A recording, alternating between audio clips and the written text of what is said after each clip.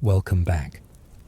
Tonight we trace the entire timeline of Claire Redfield, from the night she rode into Raccoon City looking for her brother, through every outbreak, every island, and every person she refused to leave behind across 25 years of the Resident Evil universe.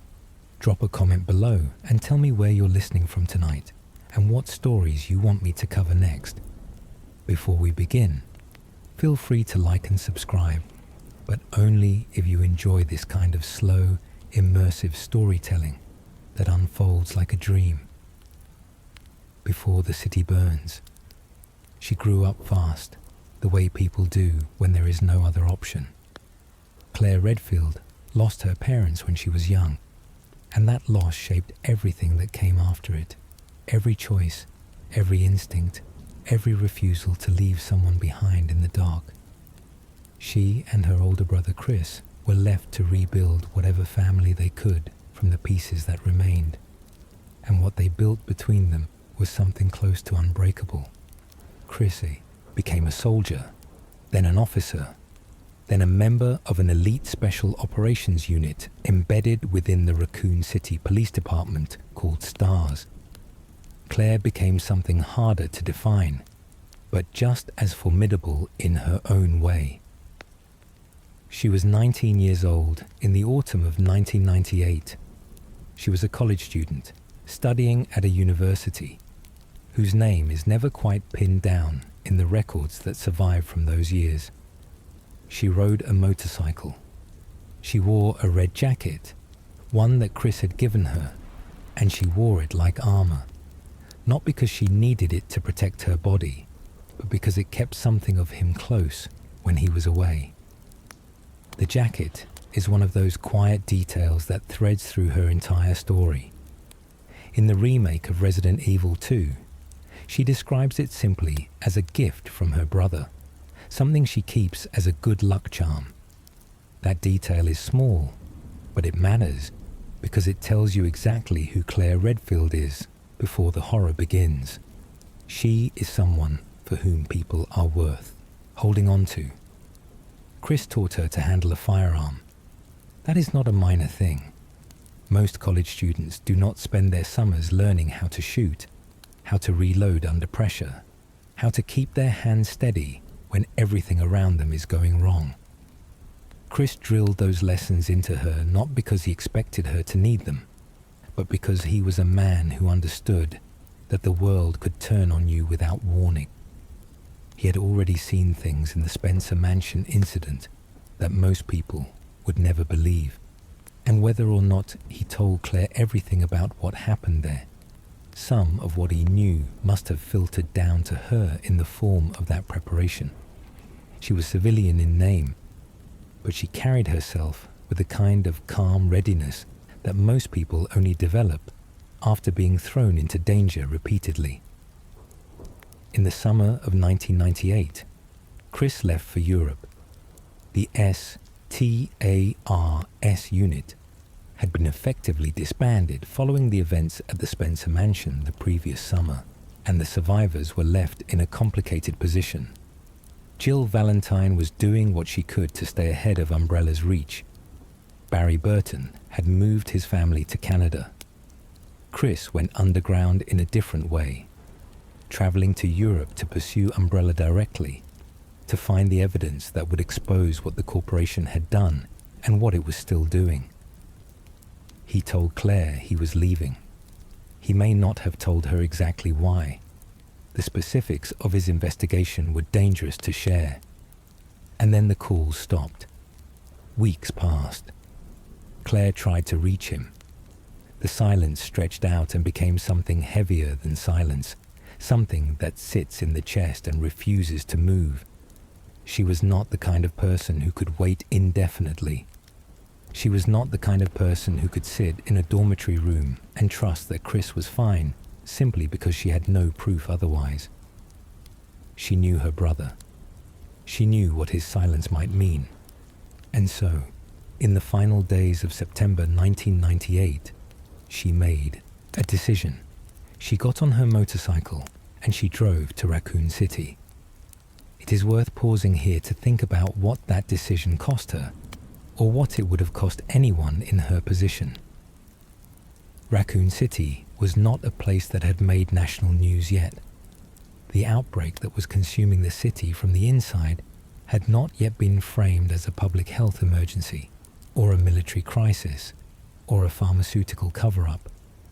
From the outside, Raccoon City was just a Midwestern city with a skyline that would have been familiar to anyone who had driven through the American interior. Claire had no reason to believe she was riding into something catastrophic. She was just looking for her brother. She had his last known address, or something close to it. She knew he had been stationed at the RPD. She knew the general shape of his life in Raccoon City. The plan, such as it was simple. Go to the city, find someone who knew where he had gone, and follow that thread until it led to him. It was not a complicated plan. It was the plan of someone who loved someone else and refused to accept that they might be gone. What that plan could not account for was what Raccoon City had become by the time she arrived. She rolled into the city on the evening of September 29th, 1998. The streets were wrong from the first moment. There was a quality to the emptiness that she would not yet have had a name for. A stillness that did not feel like late evening quiet, but like something had gone out of the air. She stopped at a diner in the northern part of the city, probably because she was hungry, probably because it was still possible to believe that a diner was a safe place to pause, that the world was still the world, and she just had not found her brother yet. Inside the diner, the world stopped being what it had been. What she found there was a corpse in the process of getting up. She found the beginning of what had happened to Raccoon City, and it came at her with its teeth open and no memory behind its eyes. She ran. She made it to the back exit and into the alley outside. And in that alley, she met a young man in a police uniform who shot the zombie pursuing her and then looked at her like he was still trying to decide if the last 5 minutes had actually happened. His name was Leon S. Kennedy. It was his first day on the job. The two of them were strangers, but they did what people do in sudden crisis. They recognized each other as the only sane thing in an insane place and stayed close. Leon had a police cruiser. They drove toward the Raccoon Police Department together because Leon was supposed to be reporting for duty and Claire was looking for anyone who might know where Chris had gone. And the RPD was the only landmark either of them had in a city that was rapidly becoming unrecognizable. They did not make it to the station together.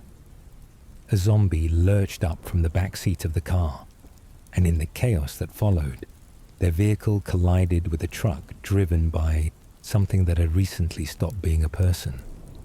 The crash separated them. They would find each other again, but not before each of them had their first real lesson in what Raccoon City had become. Alone, on foot, with the dead pressing in from every direction, and the city lights flickering against a sky that had started to smell like smoke. That first night, that first walk through streets full of things that should not exist, was the beginning of Claire Redfield's real story. Everything before it was context. Everything after it was consequence. The night she drove into hell, the Raccoon Police Department was not shelter. That is one of the first things Claire discovered when she finally reached the station, working her way through streets that offered no safe passage and corridors that had already been claimed by the dead. The building that should have been a refuge, the central authority of a city in crisis, had folded from the inside out. The officers who had not already turned were barricaded in isolated pockets throughout the building, running low on ammunition and running lower on hope. The chain of command had collapsed somewhere between the first day of the outbreak and the night Claire arrived. And what remained was improvisation and survival instinct and a great deal of blood on marble floors. In one version of events, the first person who helped her was a man named Marvin Branner, a lieutenant who was still lucid despite having been bitten, still trying to maintain some version of order in a building that order had already abandoned. He saved her from zombies near the entrance. He gave her a knife. He warned her not to hesitate to shoot, not even for officers in uniform, because the uniform was the only thing left of them that meant anything. Marvin was one of those characters who exist in Claire's story as a brief, steady presence, a man holding himself together through sheer will, while the infection did its slow work, helping her, not because he expected to survive, but because helping was what he still knew how to do. What happened to him is not something she could prevent. The RPD was a maze. That is not a metaphor. The building had been constructed or repurposed in a way that layered new structures on top of old ones, with corridors that connected unexpectedly, and rooms that required keys that were nowhere near the locks they opened. Moving through it meant learning its logic under pressure, solving its geography, while also managing the constant threat of what waited around the next corner. The RPD had originally been an art museum, which meant its ceilings were high and its lobby was built for aesthetics rather than tactical movement. Statues stood in alcoves behind velvet barriers that no one had removed when the police moved in. Decorative stonework framed hallways that now ran with things that should not be on the floor of any building. The contrast between the building's architectural grandeur and what it had become was one of those details that the Resident Evil franchise uses deliberately. The beautiful structure standing while everything it was built to represent collapsed inside it. Claire moved through it, the way she would move through everything that followed, carefully, with her eyes ahead and one hand always near a weapon she had acquired from the bodies of people who no longer needed their equipment. She did not find Chris at the RPD. She found a note or a message, something that told her he was not there, that he had already moved on. The trail she had followed from her university dormitory to Raccoon City led her to a wall. He had been at the station once. He was not there now. Where he had gone was not written anywhere she could find. But there was something else in that station that changed her night, and then changed her story entirely. The Raccoon Police Department, in the days before it became a ruin, had been used as something of a community refuge when the outbreak first began spreading through the residential areas. Families had come to the station looking for safety, for someone with a gun and a radio and a plan. Most of those families were gone by the time Claire arrived, transformed or dead or fled to somewhere that was not this building. But one small figure had stayed, or had come back, or had been drawn there by a series of decisions made by parents who thought it was the safest place for her. Her name was Sherry Birkin. She was 12 years old. Sherry had been hiding in the station, moving through its back passages and ventilation ducts in the way that small people can navigate spaces that larger people cannot reach, staying out of sight of the things that shuffled through the corridors while trying to find her parents, who worked in an underground research facility beneath the city, and who had not come for her the way they had promised. She was not bitten. She was not infected. Not yet. She was just a 12-year-old girl, alone in a building full of monsters, and she was terrified in that very specific way that children are terrified when the adults who were supposed to protect them have not come. When Claire found her, Sherry tried to run. That is the honest version of the story. She had no reason to trust the woman in the red jacket with the gun. No reason to believe that another adult in this building would be different from the officers who had been unable to help, or the monsters who had replaced them. Claire caught her arm, held her still, and did the one thing that seemed to matter. She told the girl she was not a zombie.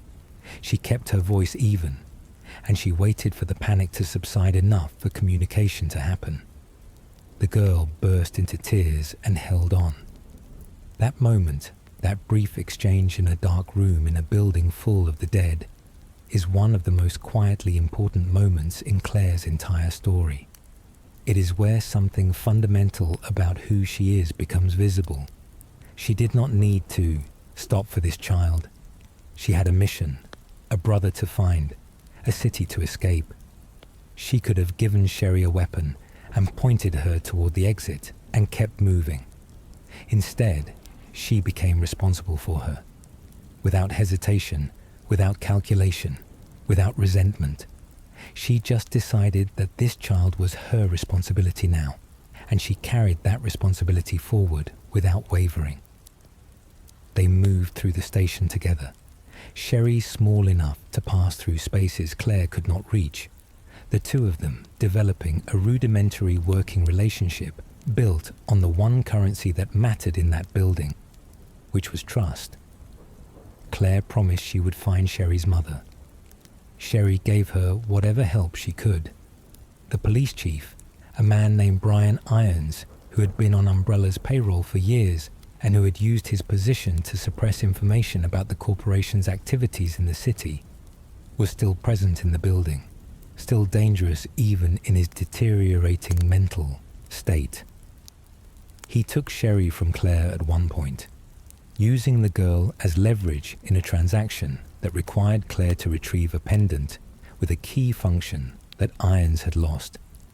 A pendant belonging to Sherry that turned out to be more important than either Claire or the chief fully understood. Irons was not going to let either of them leave. He made that clear. He had already made his decision about his own fate and theirs. But before he could act on it, something came up through the floor and settled the matter in a way that was brutal and final. And the something that came up through the floor was the reason Sherry had been hiding in the station in the first place. Her father was looking for her. The girl in the dark hallway. William Birkin had been one of Umbrella's most gifted virologists, a man who had spent decades developing biological weapons for a corporation that rewarded his brilliance with secrecy and surveillance and eventual betrayal. He had created the G-virus, a pathogen so dangerous and so unlike anything that had come before it, that Umbrella's own internal security force moved to take the samples by force rather than wait for him to deliver them through official channels. When the Umbrella Security Service operatives shot him and left him dying on the floor of his laboratory, Birkin made the last choice available to him. He injected himself with the thing he had made. The G-virus does not simply kill its host and reanimate the body the way the T-virus does. It transforms. It reshapes the infected person into something driven by a single biological imperative: the propagation of its own genetic material through a process that requires implanting embryos into hosts who share the original carrier's DNA. Birkin's only blood relative in Raccoon City was his daughter. He was looking for Sherry the way a father looks for a child, except that the father was no longer quite a person, and what he intended to do with her was not something that could be called care. Claire understood this before she fully understood the science of it. Annette Birkin, Sherry's mother, found Claire in the sewers beneath the RPD and held her at gunpoint before realizing they were both, in their different ways, trying to save the same child. Annette was not a sympathetic figure in any simple sense. She had spent years as complicit in Umbrella's work as her husband had been, and the breakdown of Raccoon City was at least partially a consequence of choices both Birkins had made long before the security service arrived. but she was also a mother who was watching her husband become something monstrous and her daughter become the target of that monstrousness. And the information she gave Claire about the virus and the vaccine was the only useful thing she had left to offer. She told Claire about Devil, a vaccine that had been developed for the G virus precisely because William Birkin had insisted on a safeguard. She told her how to find it. She told her how to prepare it. And then they separated again. Two women moving through the underground with the same goal and no ability to trust each other enough to work together properly. In the sewers, they were separated. Sherry fell. The drainage system pulled her away from Claire's reach, and when the little girl landed in the dark below, Birkin found her. What he did was not something he could have stopped, because there was not enough of William Birkin left to make choices. He implanted his daughter with a G embryo. The virus drove him toward blood relatives specifically because only they could host the embryo properly, be assimilated rather than destroyed by it, and become a second-generation G. What the virus, through whatever remained of Birkin's instinct, understood as continuation. That the host in question was the child he had neglected and loved in his human life was not something the G mutant was capable of weighing. The virus pushed him toward that act with an urgency that had nothing to do with human emotion and everything to do with biology rewriting its own priorities. Sherry was infected when Claire found her again. The danger was acute in a way that depended entirely on who Sherry was. For hosts who share no genetic connection to the G mutant carrier, a G embryo is rejected quickly and lethally. It forces its way out through the host's body within minutes, which is precisely what happened to Police Chief Irons. But for hosts who are blood relatives of the carrier, the virus operates differently. The embryo grafts itself to the body and begins the slower, more complete process of transformation, assimilating the host's cells and rewriting their DNA into a second-generation G mutant. Sherry being William Birkin's daughter meant the embryo had latched on, and the clock ticking on her was not measured in minutes, but in the time it would take for the transformation to become irreversible. That was the window Claire had to work with. She carried her, or helped her walk, or stayed close in whatever configuration the narrow spaces of Raccoon's underground allowed.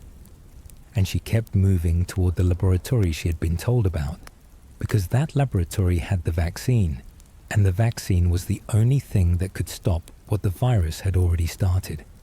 The Nest facility, the underground laboratory, hidden beneath the city's chemical plant, and built deep within the Arklay Mountains limestone deposits, was Umbrella's primary research installation in Raccoon City.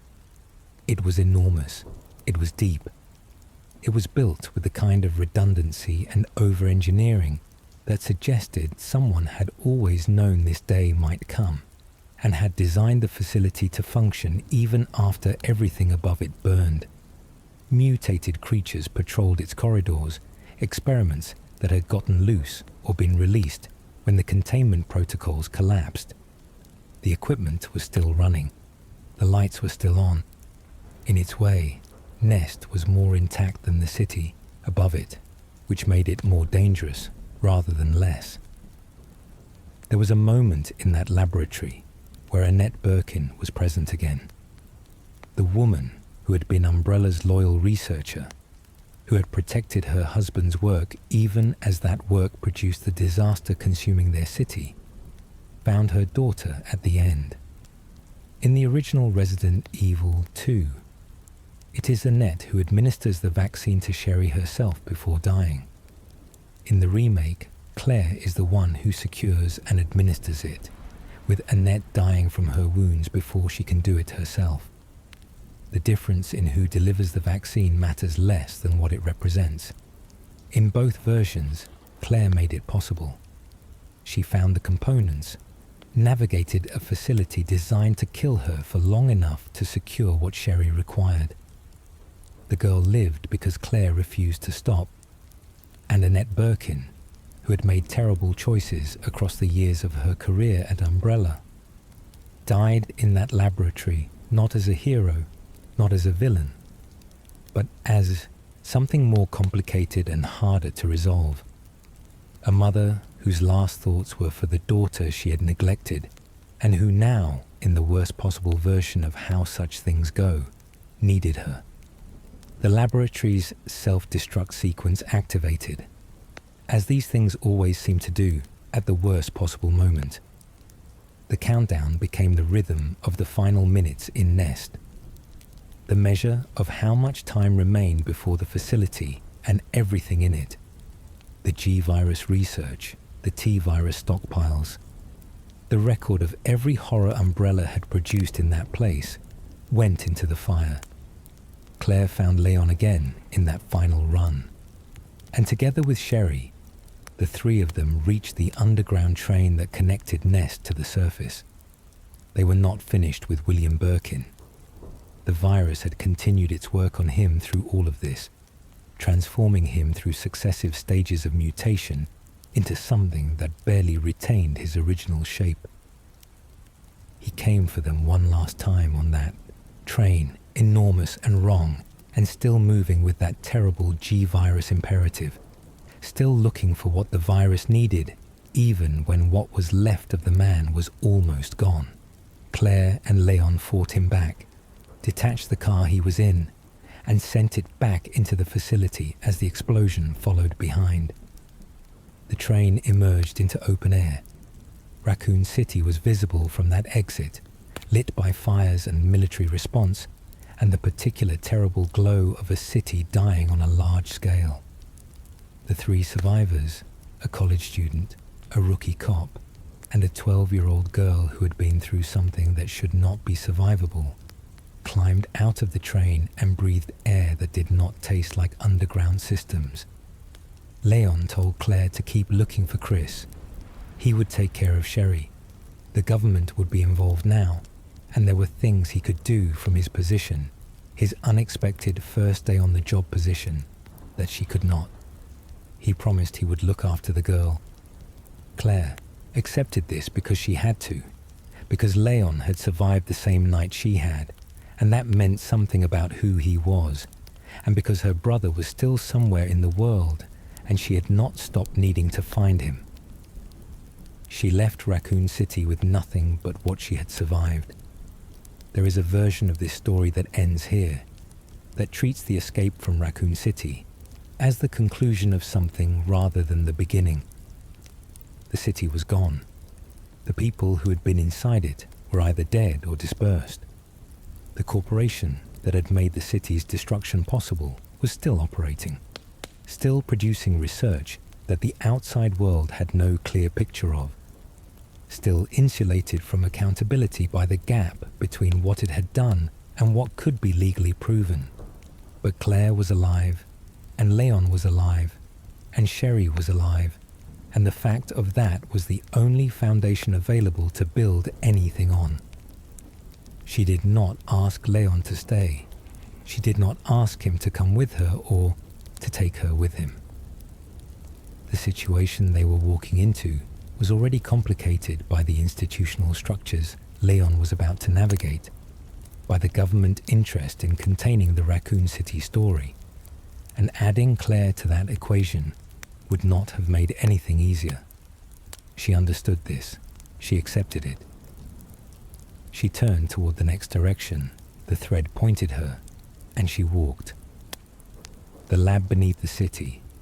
What the escape from Nest looked like from the outside is worth considering, because it shapes how you understand the hours that followed it.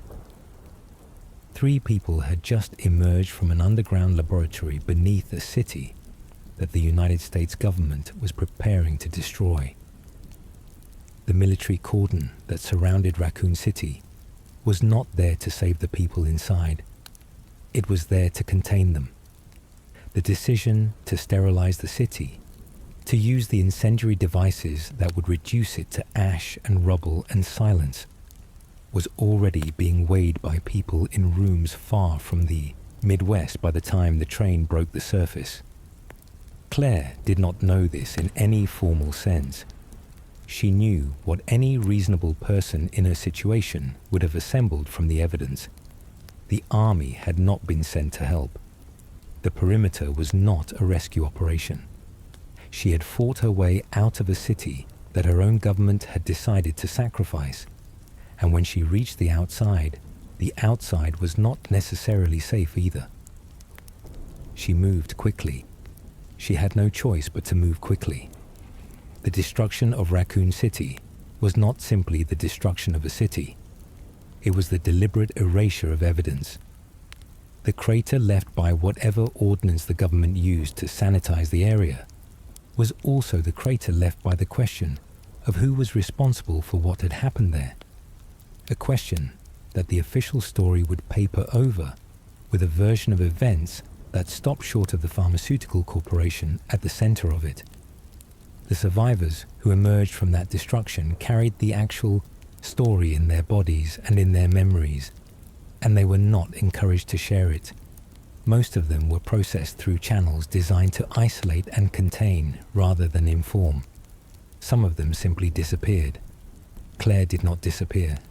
She refused to. Sherry was safe, or as safe as she could be, given what she had been through. The G embryo had been addressed by the vaccine. Whether the long-term consequences of infection with the G virus could be fully resolved by Devil was something that the science of 1998 could not yet answer, and in the years to come, Sherry Birkin would carry the remnants of that infection in ways that became complicated for reasons that had nothing to do with Claire's choices that night. But in the immediate aftermath of Raccoon City, the child was alive, and that was the thing that mattered. Leon took custody of Sherry in the way someone takes custody of a situation they have claimed responsibility for. He had made her his obligation on the train, and he did not walk back from that. What happened to both of them after the escape is a thread that runs through Resident Evil's larger story in directions that Claire could only partially follow.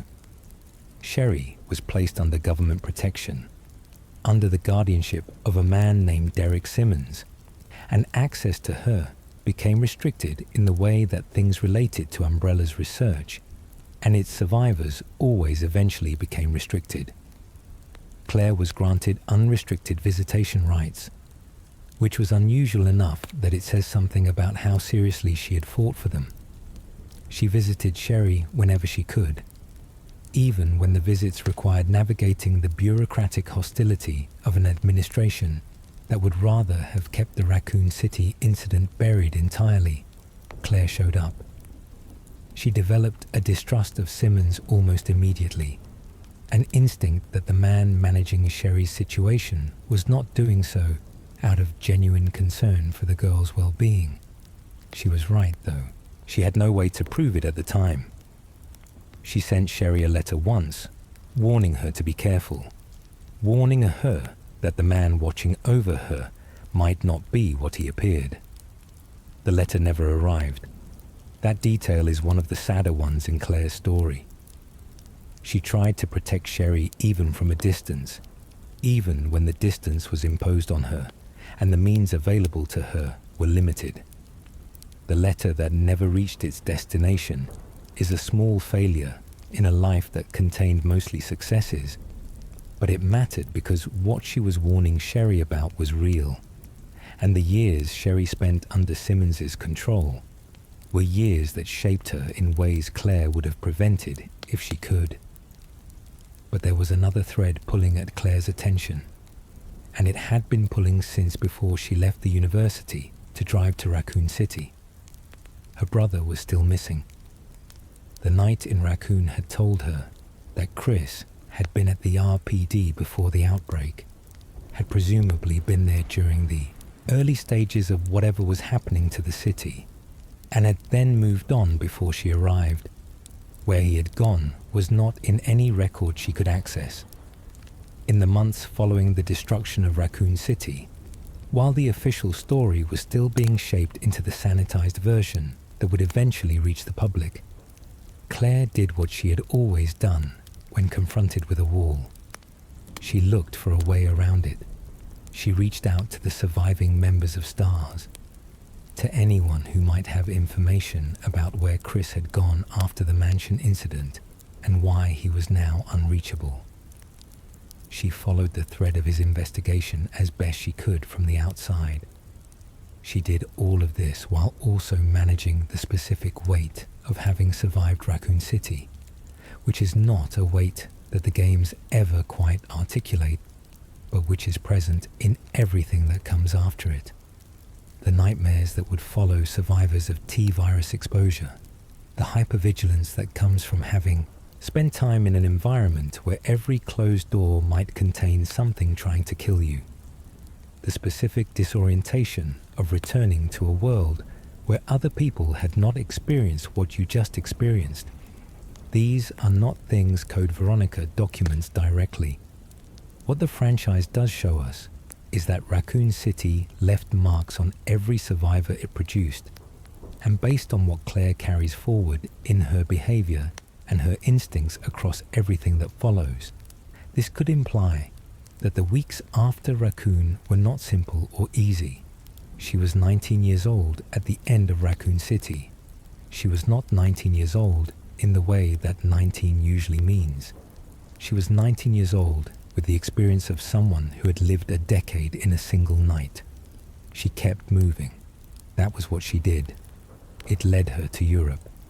Umbrella's European operations had not been secret to the surviving STARS members, who had been building a case against the corporation since before Raccoon City made the case undeniably necessary. The corporation had facilities scattered across the continent, research outposts and administrative centers, and the kind of infrastructure that a company with that much money and that much to hide inevitably produces. Chris had gone looking for evidence.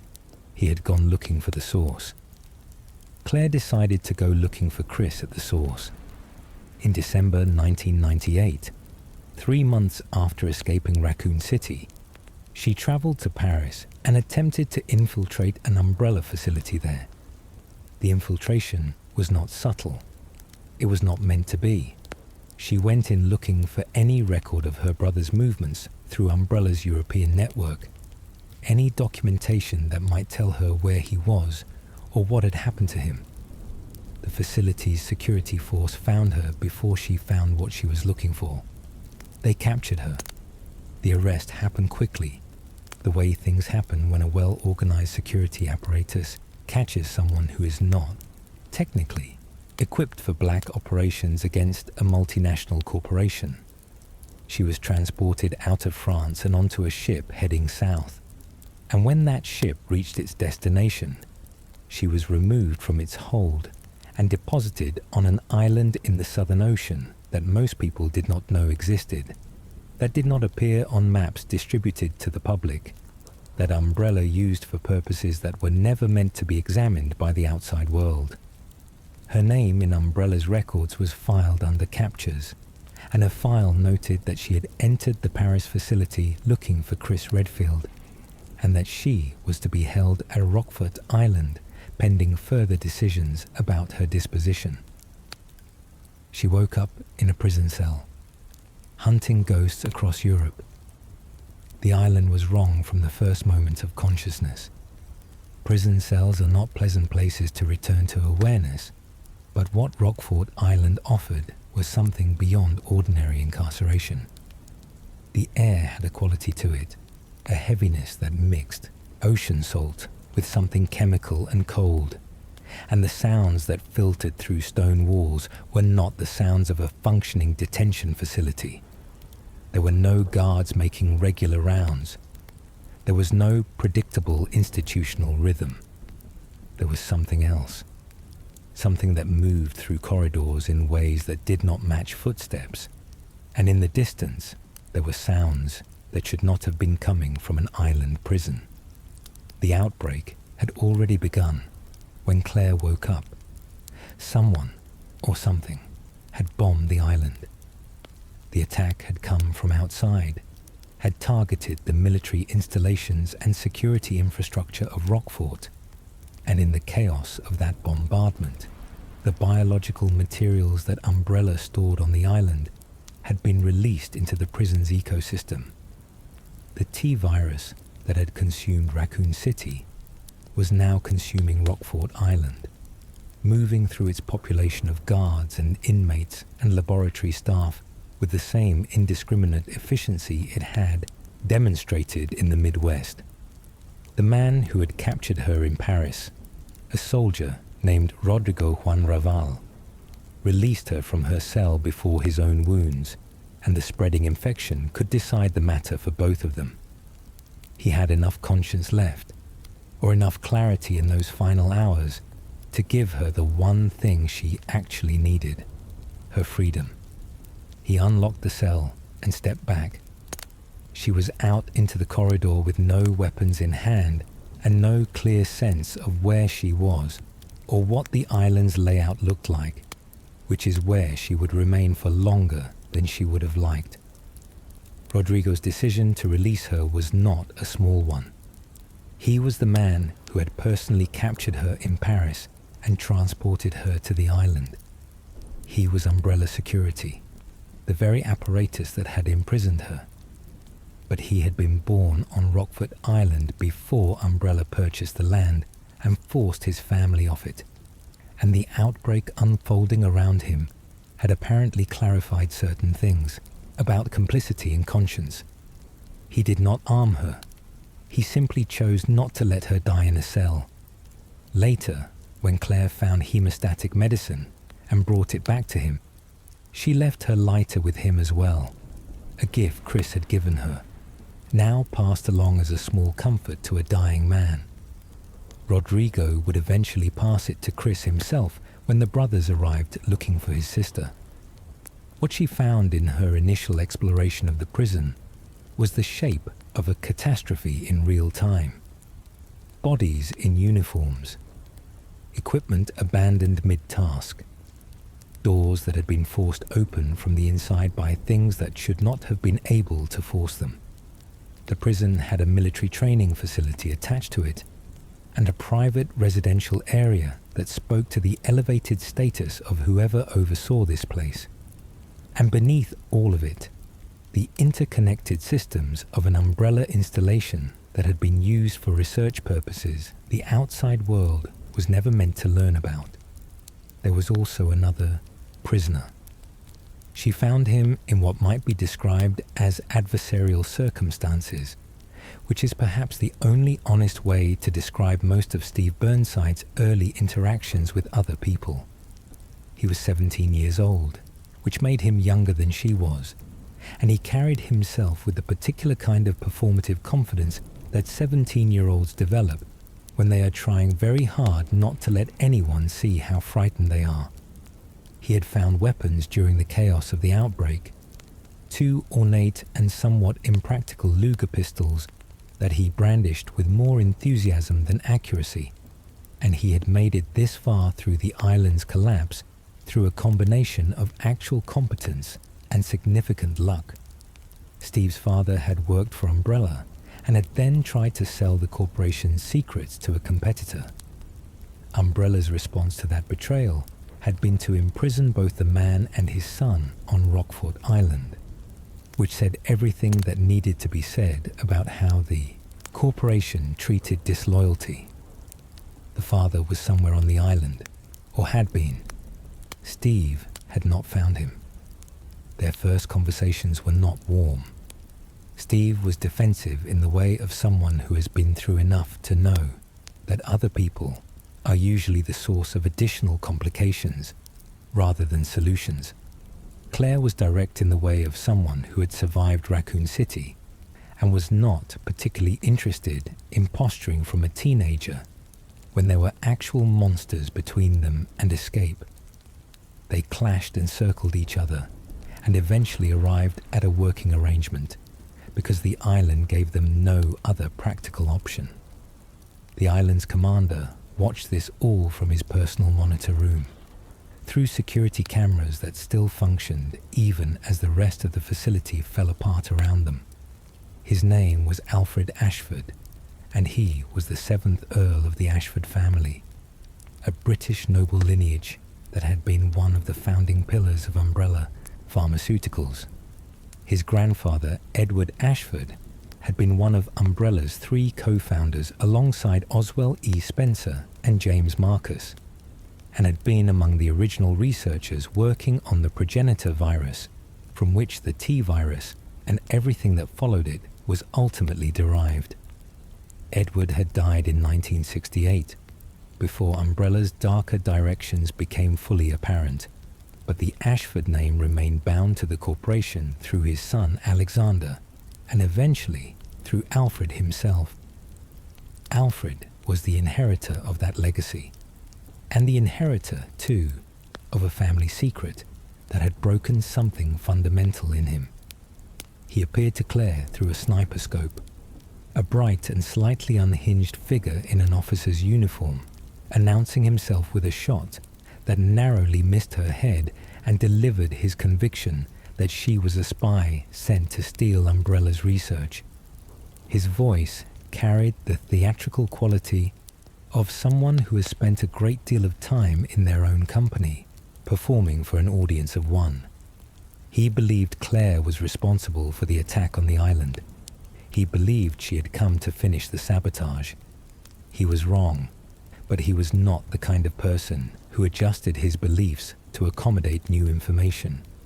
What Alfred did not announce, not immediately, was that he was alone in a more profound sense than mere physical solitude.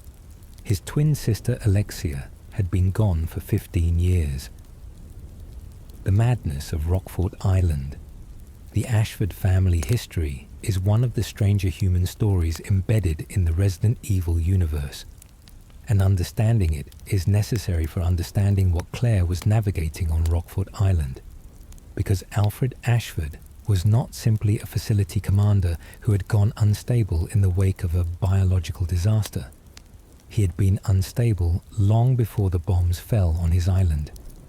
He'd been building his instability carefully for the better part of 2 decades, in the private rooms of a mansion full of his sister's things, in conversations he had with himself in her voice.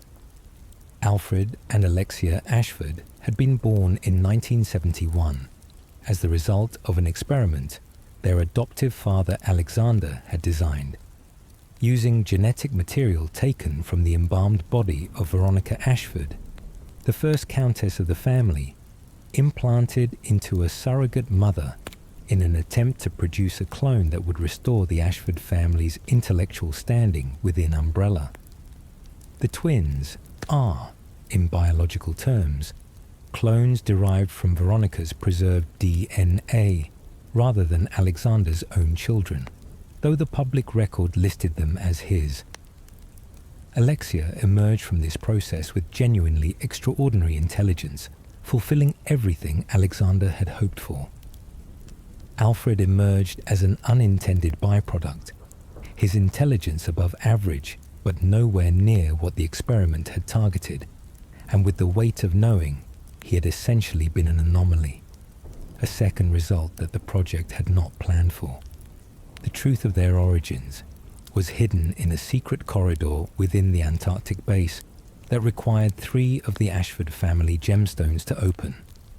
When Alfred was around 10 years old, in 1981, he obtained all 3 and opened the corridor, reading the documentation of Project Code. Veronica with his sister.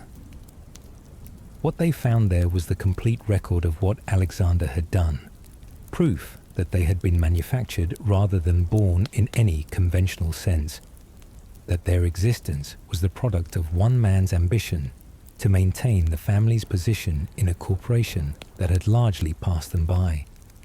Both twins responded to this discovery with a cold and specific fury. The twins' response was to punish their father for it. They captured Alexander Ashford and used him as a test subject for the T. Veronica virus, a strain that Alexia had developed by combining the progenitor virus with material derived from an ancient virus found in a queen ant. Alexander was transformed into something terrible, the creature that would eventually be known as Nosferatu, preserved in secret beneath the Antarctic facility. Alexia then concluded that the same virus, administered more carefully and in conjunction with years of cryogenic sleep, would achieve the enhancement she was seeking for herself. She allowed Alfred to seal her in the cryostasis chamber in the Antarctic base, where she would remain for 15 years while the virus bonded with her physiology. Alfred was left alone. He had always worshipped his sister. He had always measured himself against her genius and found himself insufficient. And now she was gone, suspended in ice half a world away, and he had only her rooms and her clothing and the sound of her voice in his own head for company. By the time Claire arrived on Rockfort Island in December 1998, Alfred had been alone for 15 years. He had spent those years managing the prison island on Umbrella's behalf, maintaining the appearance of functionality, and slowly constructing an internal reality in which Alexia had not gone. He dressed as her. He spoke as her. The line between the siblings in his mind had blurred into something that was genuinely difficult to pass from the outside, because Alfred's impersonation of Alexia was not performance. It was his way of keeping her present in a life that had become otherwise empty. Claire encountered both versions of Alfred on the island, the uniformed commander with his ornate sniper rifle and his accusations, and the feminine voice that sometimes came through the intercom systems with a different quality of menace. She did not understand the relationship between these two presences for some time. The island's layout did not make it easy to understand anything. The playroom in the Ashford mansion, where childhood portraits and the twins' shared history were preserved, eventually gave Claire enough of the picture to understand what she was dealing with. In the meantime, she and Steve worked through the island systems, looking for a way out. The layout of Rockfort included the prison itself, the training facility, Alfred's residential mansion, a military dock, and an airport. The airport was the objective. Getting to it required navigating through areas that Alfred controlled, past the biological hazards the outbreak had generated, past a new type of tyrant that had been delivered to the island in a container, and which Alfred eventually released when it became clear that Claire and Steve were going to reach the seaplane regardless of his other obstructions. There was a moment during this that would have been mundane in any other context. Steve's father had been a prisoner on the island. He found him, or found what the T-virus had made of him, among the undead moving through the mansion's lower levels. Steve Burnside had complicated feelings about his father, who had endangered them both through his betrayal of Umbrella, and those complicated feelings did not dissolve when the man who caused them turned towards Steve with empty eyes and open teeth. He had to kill his father to keep Claire alive. He did it. He was 17 years old, and he did what needed to be done. And the cost of that is visible in every scene that follows it, in the way he moved and spoke differently afterward, in the way the bravado that had been his default setting was replaced by something quieter and more careful. Before they reached the seaplane, Claire did something that would take months to pay off. She found a terminal with communication capability, navigated its systems, and made contact with someone she trusted. The message she sent went to Leon Kennedy, who was by then working within a covert US government anti-umbrella unit, and the substance of the message was simple. She was at Rockfort Island. She needed Chris to know. Leon delivered. The seaplane lifted off from Rockfort's airport with Alfred in pursuit. He did not pursue them physically. He sat at his command terminal and remotely, redirected the plane's autopilot system, overriding their navigation with the kind of technical elegance that a man who has spent 15 years maintaining an umbrella facility alone would inevitably develop.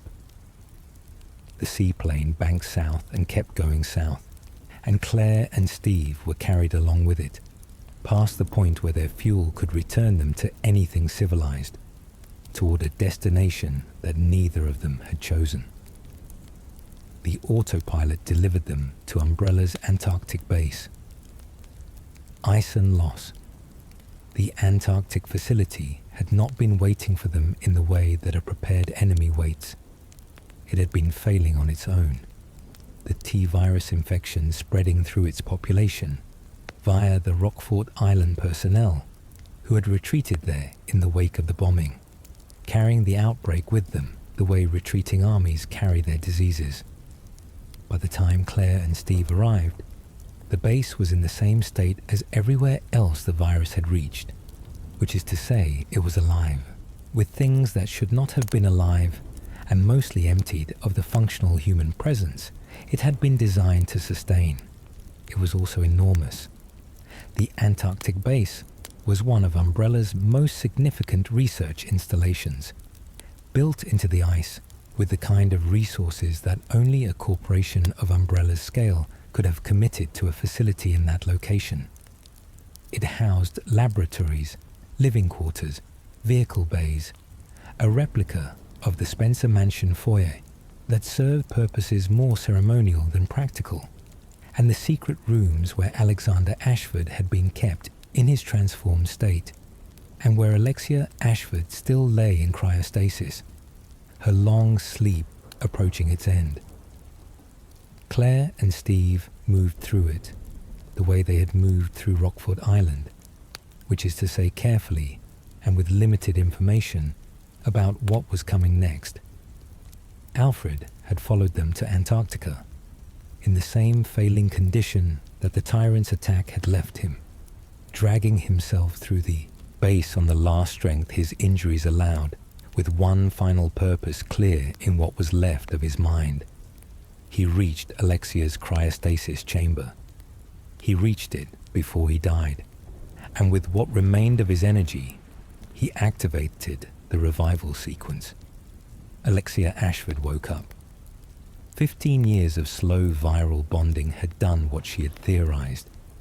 The T. Veronica virus had integrated with her physiology at a cellular level, granting her abilities that the early stages of any T-virus variant cannot provide: control over biological processes that other infected individuals do not possess, manipulation of fire through the virus's interaction with her body chemistry, a kind of command over the organisms that the virus generated from her own tissue.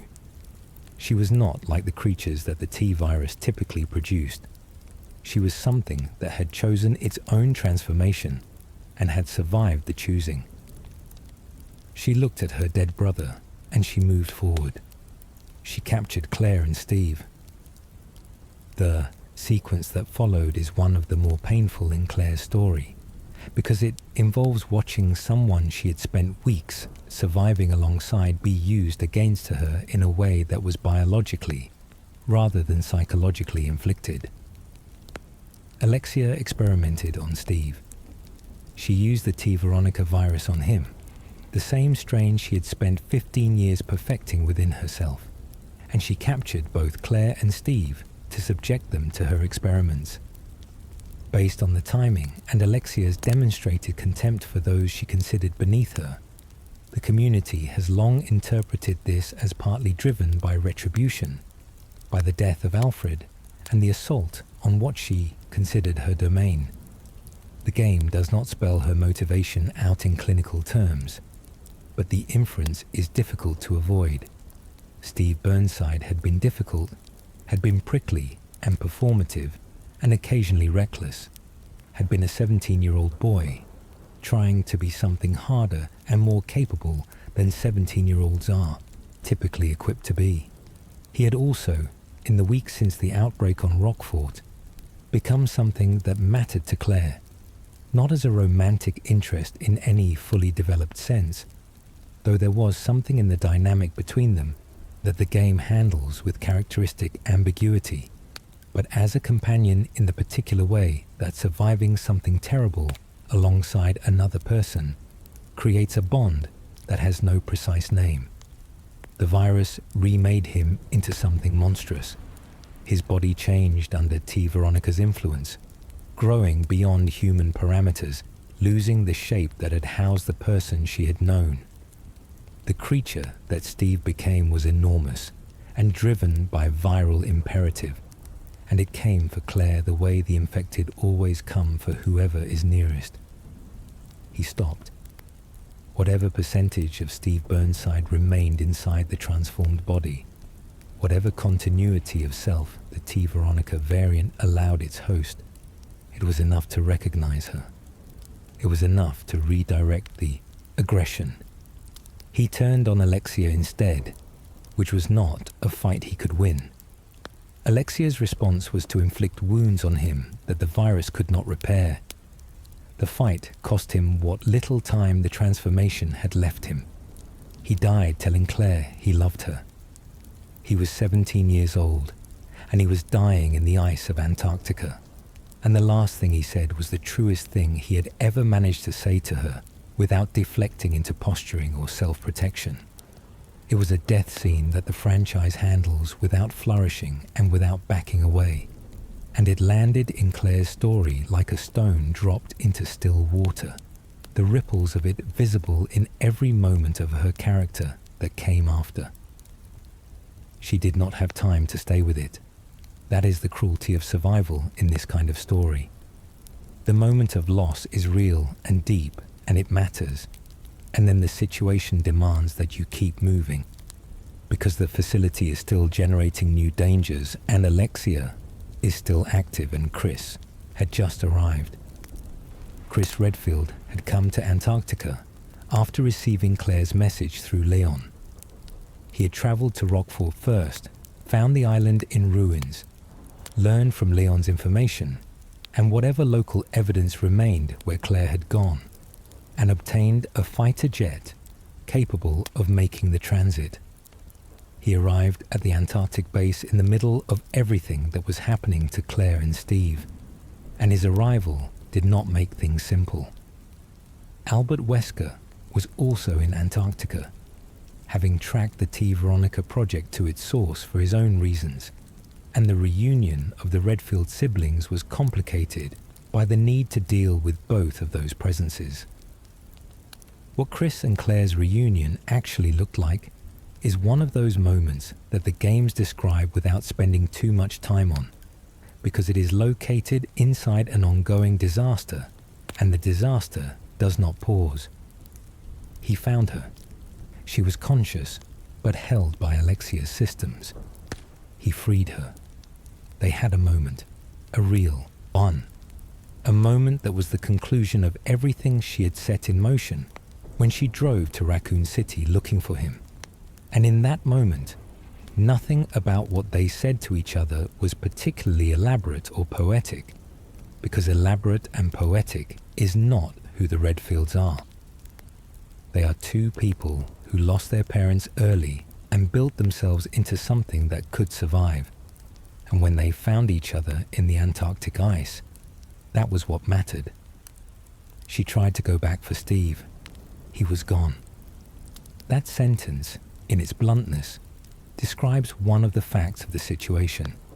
It does not describe what it cost her to understand it. Steve Burnside was not a character the franchise had developed with the depth of some of its longer-tenured figures. He appeared in one game, Code Veronica, and his role within it was as much foil and complication as it was companion. He was prickly and sometimes grating and occasionally reckless, and he was 17 years old, and he had spent the preceding years imprisoned on an island because his father had made a bad decision, and none of that should have ended in an Antarctic research facility with a viral weapon in his bloodstream and Claire Redfield's face being the last thing he saw clearly. The promise that Wesker's departure implied that Steve's body might be used for something further, that the T. Veronica research continuing in Wesker's hands might produce something with Steve's biology at its center, was a thread that the franchise never directly resolved. It is one of those open questions in the Resident Evil timeline that players have returned to over the years without finding a clean answer. Whether this constitutes a story the writers left intentionally unresolved, or simply a thread that was dropped as the franchise moved on, is not something the games clarify. What the games do clarify is that Wesker took the body and that Claire had no recourse about that. She had been through enough by this point to know how the body stores loss. She had watched people die in Raccoon City, had watched the infected transform, had witnessed the specific horror of the G-virus doing what it did to William Birkin across multiple mutations, had spent weeks on Rockfort Island watching Steve kill his own father to protect her and then carry that killing forward. She was not a person without capacity for grief.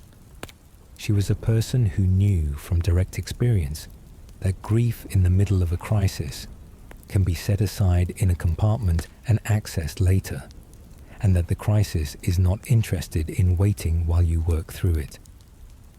Chris handled Alexia. He handled Wesker in the way that all encounters with Wesker were handled in that era, which is to say Wesker survived and escaped with what he wanted, and left the humans to deal with the facility's self-destruct sequence while he disappeared. What Wesker wanted from the Antarctic base was Steve Burnside's body, specifically the T. Veronica infected tissue that still contained the virus's most developed form. He took it. What he eventually did with that material became part of a longer story, though the specific promise he made, the implication that Steve's sacrifice might be reversed or continued in some other form, was never directly resolved in the games that followed. The Antarctic base destroyed itself around them. The Redfield siblings escaped in a Harrier jet with seconds to spare. They flew out over the ice together, with the fire of Umbrella's most remote installation painting the darkness behind them. And somewhere below the surface, the remains of Steve Burnside went with Wesker into whatever came next. A different kind of fighter. In the weeks after Antarctica, while the world was still processing the destruction of Raccoon City and the collapse of Umbrella's most visible operations, Claire and Chris made the same decision from different positions. They would not let it be over. The corporation was damaged but not destroyed. Its research existed in fragments distributed across locations they had not yet identified. The people who had authorized its experiments were still present in positions of authority within governments and within the pharmaceutical industry that had grown up alongside Umbrella's legitimate face. Chris threw himself into the founding of the BSAA, the Bioterrorism Security Assessment Alliance, a paramilitary organization built precisely to confront the threat that Umbrella had demonstrated and that continued to metastasize in the years after the corporation's official dissolution. He was a soldier at heart, and the BSAA gave him a structure within which to keep fighting in the way he understood how to fight. Claire chose a different path, not because she was less committed, not because the losses she had carried out of Raccoon City and Antarctica had dampened her capacity for action, but because she understood something about the shape of the problem that direct military response does not address by itself. The outbreaks that Umbrella had caused, and that Umbrella's successors and imitators would continue to cause, left behind more than destroyed cities and mutated creatures. They left behind survivors. They left behind people who had been exposed to biological agents and who had no resources, no recourse, no institutional support for what they had been through. The political and legal systems that were supposed to respond to corporate malfeasance had failed spectacularly in the case of Raccoon City, where the government's response had been to blow up the evidence rather than preserve it. There was also a specific human scale to the problem that the military framing obscured. The BSAA confronted outbreaks once they were already happening, at the point where the crisis was already consuming people and locations. TerraSave's model was built on the premise that the crisis existed before the outbreak became visible, in the corporate decisions and regulatory failures and classified research programs that the public never got to see. By the time Chris arrived at a site with weapons and a team, the people who were going to die at that site were already dying. TerraSave was attempting to work earlier in that timeline, to be present in the communities that were at risk, to document the abuses before they became catastrophes rather than exclusively after. Whether that model was naive or practical is a question the franchise never answers cleanly, and in some ways Revelations 2 is precisely about that question. About what happens when the organization built to address the aftermath of bioterrorism is itself infiltrated by bioterrorism from the inside. But the choice itself, the choice to fight in a way that centered the people rather than the weapon, was not naive. It was an extension of the same instinct that had made Claire stop for Sherry Birkin. It was strategic commitment at scale. TerraSave, the non-governmental organization that Claire eventually joined and within which she became a senior member, was built to address that gap. It provided humanitarian relief to victims of bioterrorism, advocated for accountability from the corporations and governments responsible for biological disasters, and operated on the principle that the people caught in these events deserved something more than silence and institutional cover-up. It was slower work than what Chris did. It was less dramatic. It did not end with a boss fight. But it was necessary work, and Claire was genuinely suited to it, because the quality that had made her stop for Sherry Birkin in the RPD, the refusal to keep moving when someone needed her to stay, was exactly the quality that made her valuable in an organization that existed to serve people in the aftermath of catastrophe. The years between Antarctica and Harvardville are not densely documented in the franchise's official records, which is a choice that the games make deliberately. Claire's life during that period was the life of someone doing unglamorous but important work, traveling to places where Umbrella's legacy had left people vulnerable, building the relationships and the institutional knowledge that would allow her to do more in the crises that kept coming. TerraSave was not without its complications. The organization operated in political spaces that were not always clean, where the interests of corporate accountability bumped up against the interests of governments that had their own reasons for wanting certain events to remain unexamined. Claire navigated those complications the way she navigated corridors in the RPD, with her eyes ahead and her instincts engaged. She stayed in Sherry's life through all of this, visiting the girl who was now no longer a girl, but a young woman under the particular kind of government custody that looks like protection and functions as control. Sherry Birkin had grown up under Derek Simmons's supervision, a man whose interest in her was not personal but strategic, because Sherry's G-virus influence physiology had given her a regenerative capacity that made her useful to the people who studied such things.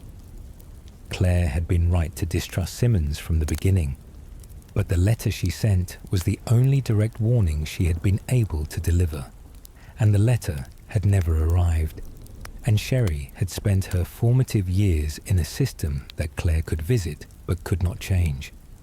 What Claire gave Sherry, across all those visits, was a model of how to be in the world that the government facility could not provide.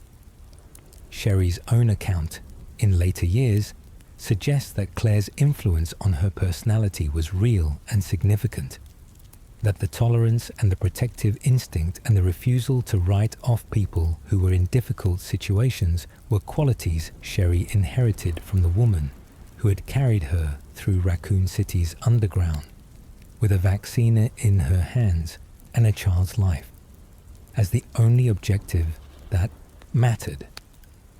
In November 2005, TerraSave's attention had turned to WP Corporation, an American pharmaceutical company that had come under scrutiny for its connection to a T-virus outbreak in India. Claire was at Harvardville Airport in the American interior when the airport fell victim to a T-virus attack, an infected passenger on an arriving aircraft triggering the chain of events that would lock down the terminal and draw in both military response and eventually a familiar face. Leon Kennedy had been working as a government agent since Raccoon City, had completed the mission in Raccoon that had earned him his position, and was dispatched to Harvardville as the expert on biological outbreak response that his record had made him. Their reunion in that airport, the first time they had been in the same place since they escaped Raccoon City together, had the particular quality of encounters between people who have been through something irreversible together and who have continued to change in its aftermath. 7 years had passed. They were both older. Neither of them had become simpler. The Harvardville incident unfolded across the airport and then into the research facilities of WP Corporation, where a man named Curtis Miller, grieving the family he had lost in Raccoon City's destruction, had injected himself with the G-virus in an act of grief and rage and political statement that the virus transformed into something purely biological. Curtis was Angela Miller's brother, an ordinary man whose ordinary life had been destroyed by the same forces that had tried to kill Claire twice over.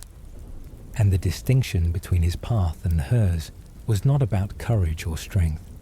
It was about access. She had gotten out. He had not. The city had taken everything from him, and the government that destroyed it had given him nothing. And he was making a statement with his body that the G-virus turned into the worst possible version of that statement. Claire moved through the WP Corporation facility as she had moved through Nest, finding the paths through while Leon handled the direct confrontation, keeping herself oriented toward the information she needed to understand what had actually happened here. When the truth of the incident came clear, when the real architect of the Harvardville attack was identified, it was Claire who recognized it first. She had, in the chaos of the airport's lockdown, armed herself with a red and white umbrella. Not a weapon, not even close to a weapon. She had been trapped in the VIP lounge with Senator Davis and a young girl named Rani and another survivor, surrounded by the dead, and she had looked around for something that could buy time or create distance or serve some purpose in the absence of anything better. An umbrella. The image is hard to dismiss because there is something in it that is entirely Claire, the complete willingness to work with whatever the situation provides, the refusal to be paralyzed by inadequate resources when action is still possible. She did not wait for someone with a gun to come to her. She looked around and used what was there. What she also recognized was the pattern. Raccoon City, India, Harvardville. The virus moved through different hands, wore different corporate faces, served different immediate interests. But the underlying reality was always the same. Someone with access to Umbrella's research and no sufficient reason not to use it, doing exactly that. TerraSave existed to address the aftermath of these decisions. But Claire had begun to understand that the aftermath would keep coming as long as the decision-making continued, and that understanding was quietly accumulating into something that would eventually shape the choices she made about how to keep fighting. She said goodbye to Leon in the parking lot, outside the destroyed WP Corporation building. A newspaper in the closing moments of the film showed Tricell offering to purchase WP Corporation's assets. The thread continued. It always continued. The island that watches. The headquarters of TerraSave in 2011 was a place that felt, to the people who worked there, like one of the safer locations available to them. That is not an unreasonable feeling for an organization dedicated to humanitarian aid and corporate accountability to have about its own offices, about the place where people gathered to plan how to help victims rather than to create them. It was an office. It had lights and a cafeteria and colleagues who were not trying to kill each other.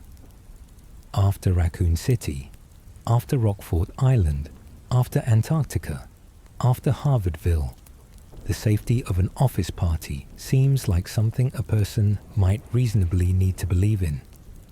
The party ended with everyone in the building captured. Armed mercenaries, operating on behalf of something that called itself the Overseer, raided TerraSave headquarters with the efficiency of people who had done considerable preparatory research on their target. They knew how many people would be present. They knew the layout of the building. They moved with the methodical certainty of professionals who had been given adequate time to plan, and they extracted the people they wanted with minimal collateral action. Claire and Moira Burton and several other TerraSave members woke up somewhere else. Moira Burton was the older daughter of Barry Burton, the Star's veteran, who had been one of the founding members of the group that had first confronted Umbrella in the Spencer mansion, and whose family Chris and Claire had become close to in the years since. Barry and Moira had a complicated relationship, strained by the aftermath of an accident involving a firearm and Moira's sister Polly, an accident that had left Moira refusing to handle guns, and Barry consumed by the guilt of a parent who had caused harm to his own child. Moira had come to TerraSave partly because it was where Claire was, because she trusted Claire the way she trusted few people, because the older woman had been something like a big sister to her across the years since Raccoon City had made their families' fates adjacent to each other. What they woke up in was an abandoned penal facility on an island in the Baltic Sea, later confirmed to be what was known as Same Island. The facility was not abandoned in the sense of being empty. It was occupied by the afflicted, human beings who had been exposed to a virus called T. Phobos, a strain derived from the progenitor virus that activated in response to the fear response to the body's production of noradrenaline.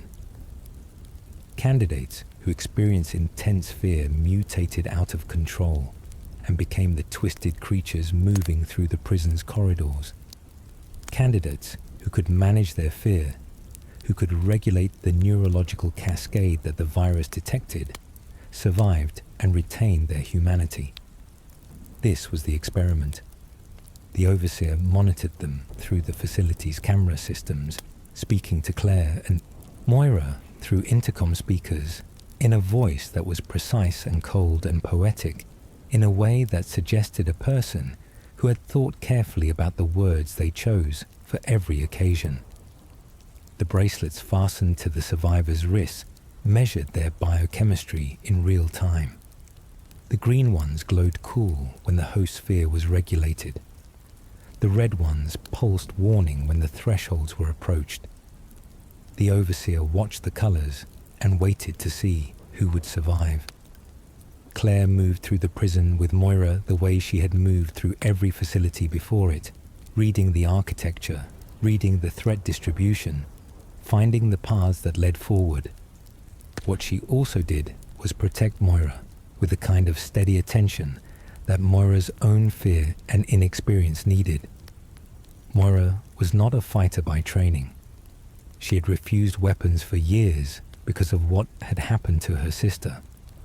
She carried a flashlight instead of a gun, and in the right conditions a flashlight can disrupt an opponent long enough for someone with better close quarters capability to finish the confrontation, and Claire was always available to finish it. they found other TerraSave survivors in the abandoned fishing village on the island's exterior. A group that included their colleagues, Gabriel Chavez and Pedro Fernandez, and the man who had led TerraSave for longer than Claire had been a member of it. His name was Neil Fisher. Claire trusted him the way you trust someone who has been a constant professional presence in your life, whose judgment you have deferred to, and whose decisions you have carried out without questioning them. He had a calm about him in crisis that Claire read as leadership, and Moira read as suspicious. Moira noticed that Neil's bracelet stayed consistently green throughout events that were driving everyone else's terror response into the red. She mentioned this to Claire. Claire dismissed it. That dismissal is one of the most honestly human moments in Claire's story. She is not perfect. She has blind spots, and the blind spot for people she trusts, for the people who have occupied consistent roles in her life, is one of them. Neil Fisher had been her boss. He had been a mentor figure in the organization she had chosen as her life's work. The evidence that Moira was assembling, that his absence of fear was suspicious, that his calm was the calm of someone who already knew what was happening rather than someone managing their response to it, ran against everything Claire's experience of him told her to believe. Neil Fisher had sold them. He had made contact with the overseer and agreed to deliver TerraSave members as test subjects for the T-Phobos experiment in exchange for a sample of the Ouroboros virus for his own purposes. The overseer, who was Alex Wesker, a former Umbrella researcher, and one of the individuals who had carried Spencer's experimental virus programs forward after the corporation's dissolution, had agreed to this transaction. 11 TerraSave members had been delivered to the island. Several of them were dead by the time Claire found the others. When the truth of Neil's betrayal became undeniable, when the surveillance footage showed him demanding the Ouroboros sample from Alex Wesker, and the file listing the names of the TerraSave members he had traded for it was visible on a terminal, Claire had to reorganize her understanding of the preceding months, years possibly, of working alongside a man who had been planning this. Alex Wesker was not interested in Neil's continued survival once he had delivered what she needed. She injected him with the Ouroboros virus, and the transformation that followed put Claire in the position of having to kill the man who had destroyed her organization, using the monster that his ambitions had made of him. That sequence, in the English dub of the game, gives Claire a romantic dimension to the Neil relationship that the character's history arguably does not support particularly well, that critics of Revelations 2 noted felt inconsistent with who Claire had been established to be. The underlying structure of the betrayal is strong regardless of how the specific emotional coloring was handled, because the thing being destroyed is not just a professional relationship, but a decade plus of trust in an institution that Claire had built her post-Raccoon City life around. TerraSave was the answer she had found to the question of how to keep fighting without doing what Chris did, and learning that its leader had been operating against its stated purpose for long enough to set up an elaborate island experiment was not a small wound. Moira overcame her fear of firearms in the crisis at Alex Wesker's tower. She found a gun. She used it. The thing that had kept her from weapons for years was a real and painful part of her history, and getting past it cost her something real. And Claire was not present in that exact moment because the tower's self-destruct sequence had forced them apart, and she had been told to leave. She left. She believed Moira was lost. She was not lost. Alex Wesker had been pursuing her own project across all of this, a plan for consciousness transfer into a suitable vessel that would allow her to escape the death that the variant of Spencer's experimental virus she had been given was inevitably bringing toward her. She had tried to use Natalia Korda, a young girl with unusual sensory abilities, who had survived on the island since being brought there months before, as the vessel for that transfer. Natalia had been a child who lost her parents during the Terra Grigia incident, another bioterrorism event that had left its mark on the franchise's timeline, and she had been living on the island in isolation with an eerie calm that came from a kind of detachment, an absence of the fear response that made her unsuitable as a T-phobos test subject, but ideally suited, in Alex's assessment, as a host. The plan had not worked the way she intended. Whether it had worked at all was a question the game's ending left deliberately open, with Natalia smiling in a way that suggested something of Wesker might remain beneath the surface of the child.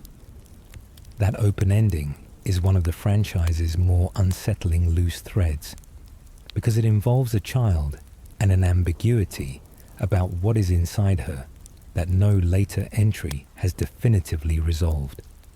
What it also represents is another instance of Claire being unable to fully protect someone young and vulnerable, not through failure of effort, but through the fundamental limitation of what any single person can accomplish against the scale of what the Wesker family, in all its variations, had been building toward. She got there. She helped. She fired the rocket launcher. The girl walked away. Whether the girl who walked away was entirely the girl who had been there before is a question that stays in the air behind the helicopter as it pulls away from the island. Claire came back to the island 6 months later, after Barry Burton had made his own investigation there, after Moira had survived the interval alone on the island and emerged from it changed, after the BSAA had prepared a sterilization operation that would close the chapter on Same Island permanently.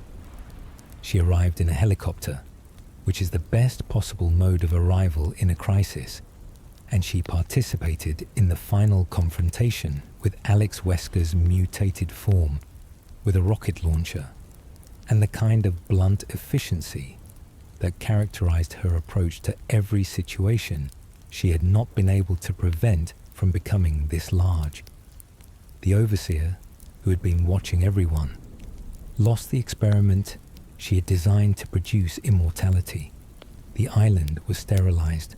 The survivors were alive. In the epilogue, Claire is driving to Barry Burton's house with a gift, and a call comes through telling her that her brother is in China. She says, "Tell Piers to take care of him." Piers Nivens was Chris's partner in the BSAA at that point, and the trust implicit in that instruction, the trust that someone she had never met with would look after the person she loved most, is the clearest possible portrait of where Claire Redfield stood at the end of Revelations 2. She was doing her work. Her network of people who mattered to her had expanded. The battles kept coming and she kept showing up for them, not because she had been militarized by her experiences, but because she had chosen, repeatedly and deliberately, to be someone who showed up. The war that never ends. By 2006, the world that the collapse of Umbrella had produced was not a safer world. It was a world with more vectors for biological catastrophe, because the knowledge that Umbrella had developed and then lost to dissolution had scattered into dozens of hands, corporate and governmental and individual, each with different resources and different motivations, and the same fundamental indifference to the human cost of what they were pursuing. The BSAA existed to confront those threats militarily. TerraSave existed to serve the people caught between those threats and the institutions that were supposed to protect them. Both organizations were perpetually busy. Claire was in Panamstan. The Republic of Panamstan was a fictional nation in the context of the Resident Evil universe, but the situation it represented was not fictional at all. A civil war had ended, or was in the process of ending. And what a civil war leaves behind when it stops being a current event and becomes a historical one is a country full of people who need food, shelter, medical care, and some form of institutional stability that the conflict has destroyed. TerraSave had been operating in the region in the aftermath of the war, providing humanitarian aid through UN channels, building welfare facilities, managing the kind of direct human contact that the abstraction of policy never reaches. What Claire found in Penamstan, through a non-verbal boy in a refugee camp, was evidence that the civil war had not been simply a civil war. The boy's drawings showed things that Claire recognized from her own experience: mass death at the hands of infected individuals, the specific visual signature of a T-virus outbreak in a civilian population. The war had been a cover for something. Something had been deployed in Penamstan during the conflict that had no place in any conflict, and the survivor testimony was being suppressed with the thoroughness of official classification. The thread she pulled eventually connected to Defense Secretary Wilson, a former general who had been using military operations in Penamstan as the testing ground for a new bioweapons program, who had deployed infected soldiers as weapons and then contained the truth of what he had done through a combination of institutional authority and the simple fact that Penamstan was not the kind of place whose civilian suffering received sustained international attention. Wilson was also, in 2006, attempting to manufacture a conflict between the United States and China that would create the market conditions for the bioweapons and inhibitors he had invested in through a shell connection to Tricell, the pharmaceutical corporation that had moved into the spaces Umbrella vacated.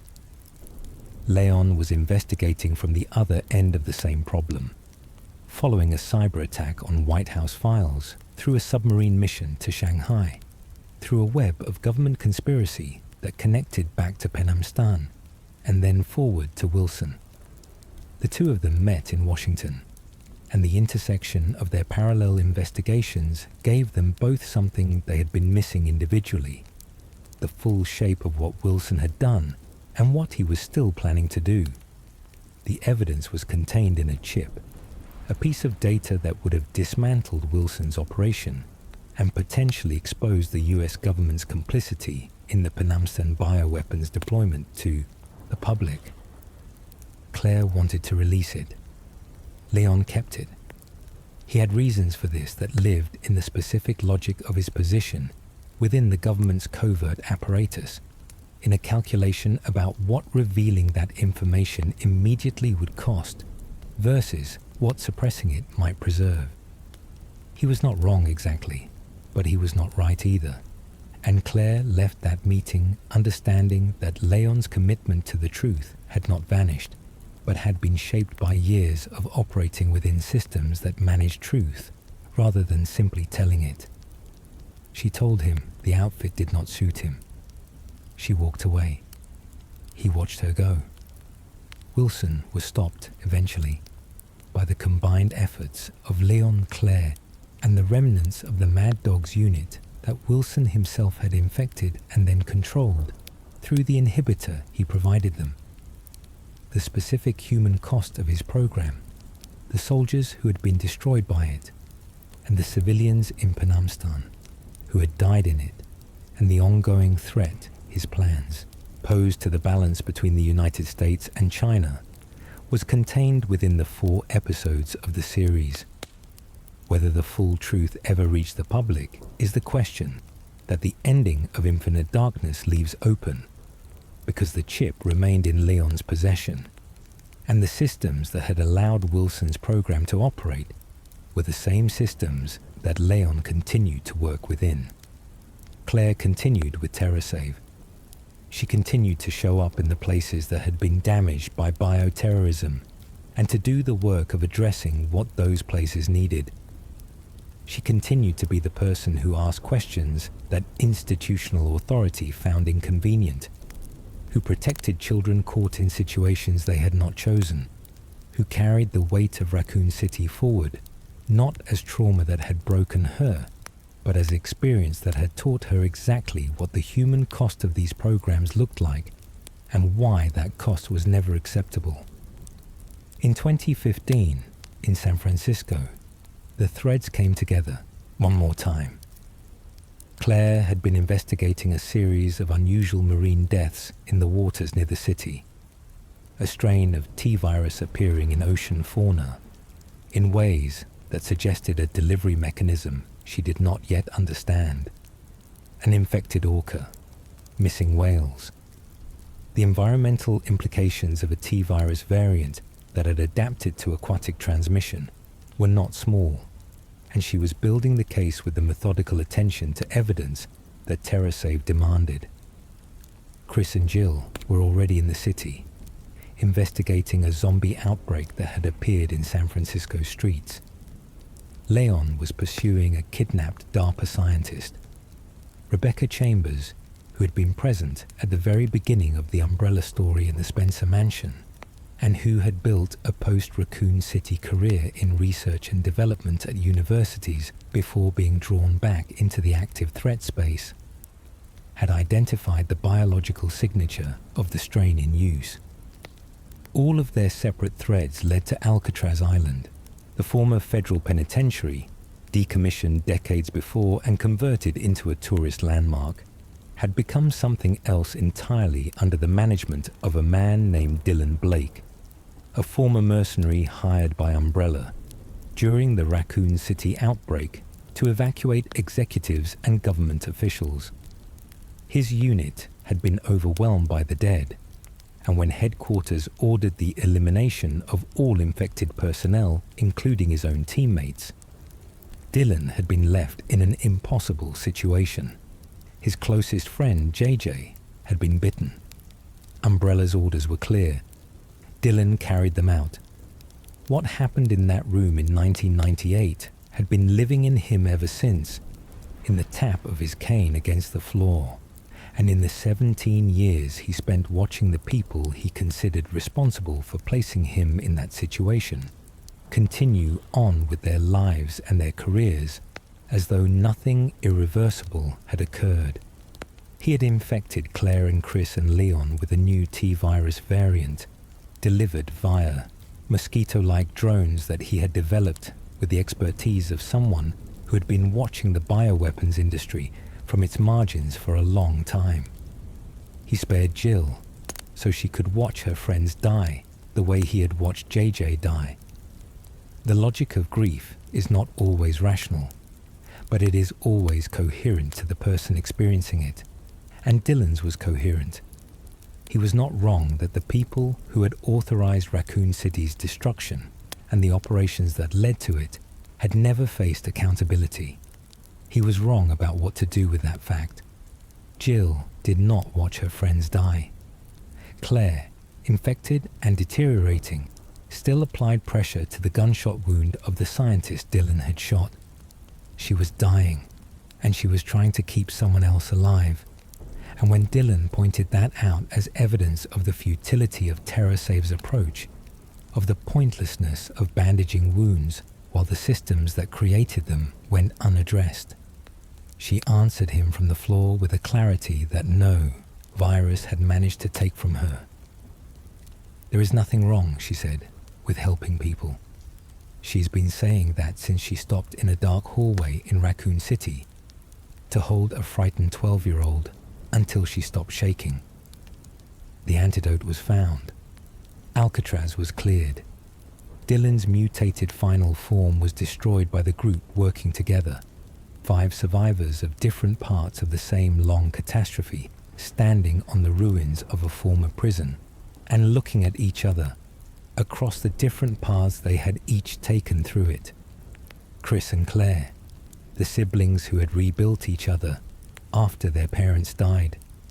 Leon and Claire, the survivors of one night in Raccoon City, who had continued to find each other at the edges of subsequent disasters. Jill, who had been present at the Spencer Mansion and who carried her own version of this history. Rebecca, who had been the youngest person in the original STARS unit, and who had spent decades turning her expertise into whatever form would be most useful for the next crisis. There is something significant about that gathering on Alcatraz that is easy to overlook if you come to it primarily as an action film. 5 people who each survived entry points into the same long story, who each chose differently about how to keep fighting it, who each built different lives and tools and relationships around the same fundamental refusal to accept what Umbrella started as a permanent feature of the world, finding themselves on the same island at the same moment. Claire came to it through a TerraSave investigation into infected marine life. She came to it through the same instinct that had driven every decision she had made since September 1998, which is that the signs of bioterrorism in the environment around you are worth following, because at the end of that thread, there are always people who need someone to show up. They were all changed by what they had lived through. None of them had been broken by it.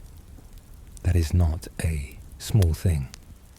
The Resident Evil franchise is not cautious about the damage it deals to its characters, not shy about the losses it asks them to carry, not interested in pretending that the consequences of what they survive are minor or temporary. Claire Redfield has been captured, infected, poisoned, betrayed, bereaved, and targeted by some of the most dangerous biological weapons in the game's universe. She has lost people. She has survived watching people transform into something unrecognizable and had to act accordingly. She has built organizations and watched them be corrupted from within. She has sent letters that did not arrive. What she has not done is stop. The red jacket remains. The detail that Chris gave it to her is small and persistent, like all the most important details in the franchise. She wears it through outbreak after outbreak, through prisons and laboratories and frozen wastelands and island fortresses. And in the remake of Resident Evil 2, she gives it to Sherry, Birkin in the cold of Raccoon City's underground, because the child was shivering and Claire was not going to let her be cold. And when it was handed back to her at the end, she wore it again. It is a good luck charm. It keeps something of her brother close. It has been through every version of hell that the Resident Evil universe has constructed, and it has come through the other side still red, still recognizable, still hers. Her story is not finished. The franchise has not resolved every thread her appearances have opened, and there are years between the events we have documented and the present of the series timeline that have not yet been explored in games or films. A Code Veronica remake is widely expected, and when it arrives, it will return her to Rockfort Island and Antarctica, to Steve Burnside and Alfred Ashford, and the cold that Alexia brought with her when she woke up, and a new generation of players will meet Claire Redfield for the first time in a story that made her who she is. What those players will find is a college student who drove her motorcycle into Raccoon City looking for her brother on the worst possible night. What they will find is a young woman who stopped in a dark hallway for a frightened child and carried that child through an underground full of monsters until the child was safe. What they will find is someone who survived things that should have broken her and chose, every time, not to be broken by them. She was 19 years old the night she drove into Raccoon City. She has been fighting ever since, not because she was trained for it or because it was the only option available to her, but because she looked at the world that Umbrella had made and she decided it was worth fighting for the people living in it, not the people making the decisions, the people living with them. There is a drawing made by a mute boy in a refugee camp in Penamstan. It shows a crowd of people eating one another, the specific horror of a T-virus, outbreak rendered in a child's hand, the only record of what happened in that country during the Civil War that the people responsible would prefer to have buried. Claire saw that drawing and recognized it. She carried what it meant with her through everything that came after it. She's still carrying it, the red jacket, the drawing, the 12-year-old girl she carried through the dark, the island she survived twice, the boy who died in the Antarctic ice, saying something true for the first time. None of it made her harder. That is worth saying, because the franchise does sometimes make its characters harder, as the accumulation of violence and loss and institutional betrayal does its work on them. Chris becomes more military, more mission-focused, more willing to absorb cost in the pursuit of operational objectives. Leon becomes more closed, more ironic, more insulated behind the professional competence that his government work requires. Claire gets older and more experienced and more capable, but she does not close. Every entry in her story has her reaching towards someone, a child in danger, a colleague in crisis, a stranger with a drawing of something terrible that deserves to be taken seriously. The core of who she is does not erode. She keeps going. That is the whole of her story, and it is enough.